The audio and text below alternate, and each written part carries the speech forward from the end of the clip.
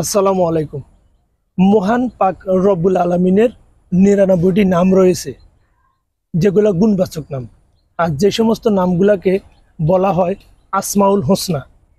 তো আমরা সবসময় রব্বুল আলমিনকে এই সমস্ত ৯৯ নামে ডাকবো, তাহলে আমাদের জন্য অনেক ভালো হবে। আর আল্লাহ পাকের ৯৯টি নামের ভিতরে রয়েছে বরকত। যে ব্যক্তি আল্লাহ পাকের ৯৯টি নাম মুখস্থ করে রাখতে পারে, কাল হাসরের ময়দানে তাকে রব্বুল আলমিন জান্নাত দিতে পারেন। তো আমরা সেই সমস্ত বিষয়ে কথা বলতেছি এখন। সেটা হলো মহান পাকের রব্বুল আলমিনের ৯৯টি নাম।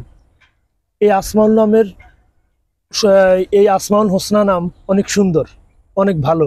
এই সমস্ত নামের ভিতরে অনেক ভালো কিছু রয়েছে, অথচ আমরা রব্বুল আলমিনকে ডাকি ঈশ্বর বলে, রব্বুল আলমিনকে ডাকি গড বলে, রব্বুল আলমিনকে ডাকি বিধাতা বলে। তা আমরা এই সমস্ত বিধাতা, ঈশ্বর, গড বলি, রব্বুল আলমিনকে ডাকবো না।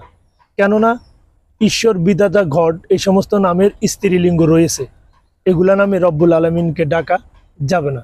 রব্বুল আলমিনকে আমরা সুন্দর করে আসমাউল হোসনা ৯৯টি নাম ধরে সুন্দর করে ডাকতে পারি। ইয়া রাহিমু, ইয়া রহমানু, ইয়া রাজ্জাকু।